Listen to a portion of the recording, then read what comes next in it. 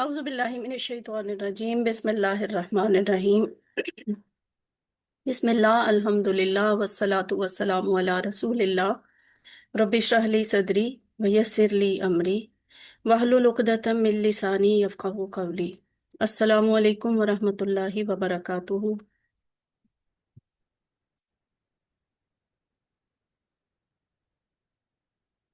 آئیے قرآن سمجھیں آسان طریقے سے۔ حصہ اول ہے نماز کے ذریعے۔ ہم سبق نمبر 3 پڑھیں گے آج انشاءاللہ۔ پہلا پارٹ ہوگا اے پارٹ، جس میں ہم قرآن کا سبق پڑھیں گے، اور اس کے بعد ہم بی پارٹ میں گرامر کا سبق پڑھیں گے۔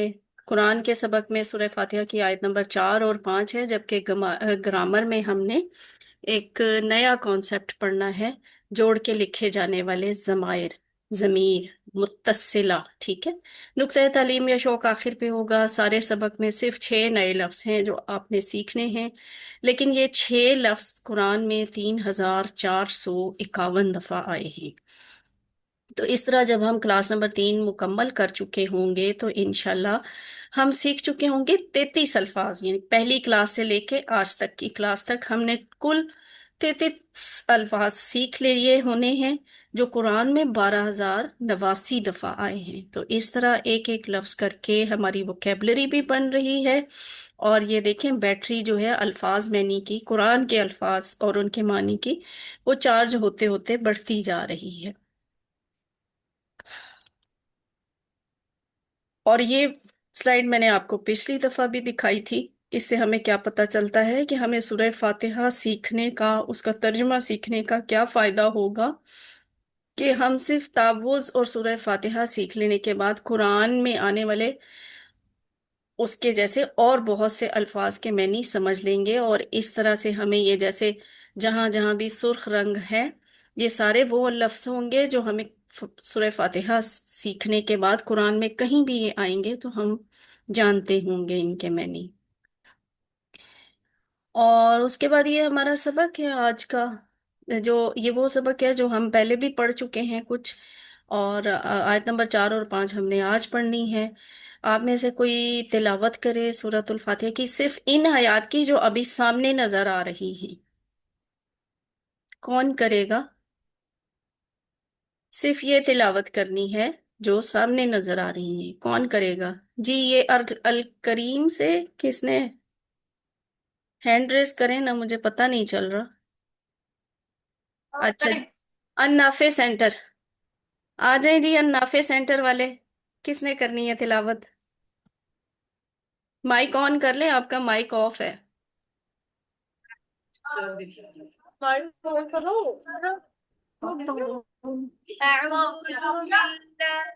من الشيطان الرجيم بسم الله الرحمن الرحيم الحمد لله رب العالمين الرحمن الرحيم مالك يوم الدين إياك نعبد وإياك نستعين آمنت بالله صدق الله العظيم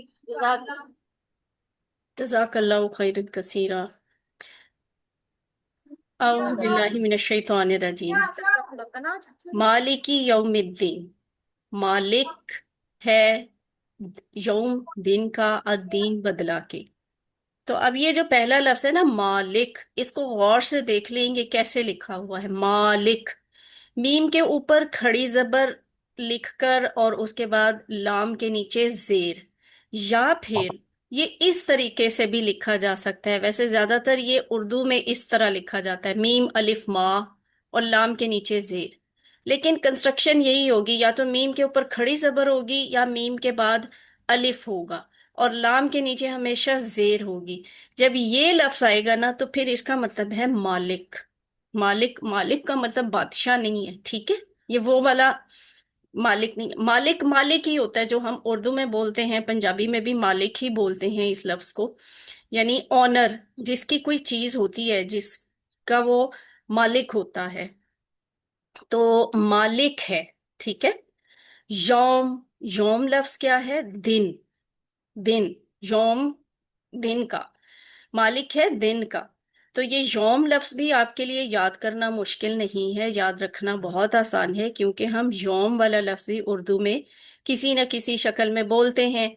जैसे यौम ईद कहते हैं, यौम आखिरत कहते हैं, तो ये वही यौम है, यौम यानी दिन। तो यौम वाहिद लफ्ज होता है, इसकी जमा होती है अय्याम। ठीक है। दिन, दिनों, यौम, अय्याम। तो इस तरह से आपने इसको याद करना है। अगला जो लफ्ज है ना, अद-दीन, ये बहुत अ, दिलचस्प लफ्ज भी है और बहुत अहम लफ्ज भी है। अद अद-दीन के दो मतलब होते हैं, याद रखिएगा। पहला मतलब होता है बदला, ठीक है, बदला। दूसरा मैनी होता है जिंदगी का निजाम, यानी जैसे हम कहते हैं कि जिंदगी का निजाम क्या है? इस्लाम है, दीने इस्लाम। तो दीने इस्लाम भी इसका मैनी हो सकता है, लेकिन ये कुरान की आयत में आपने देखकर खुद वो देखना होता है कि यहाँ पे इसका मतलब बदला के मैनी में करेंगे या फिर जिंदगी के निजाम के मैनी में करेंगे। तो इस बात को जहन में रखना है, क्योंकि वर्कबुक में आपको इस तरह का कोई सवाल 2 दफा पूछा जाएगा और उसमें बच्चे मिक्स कर देते हैं।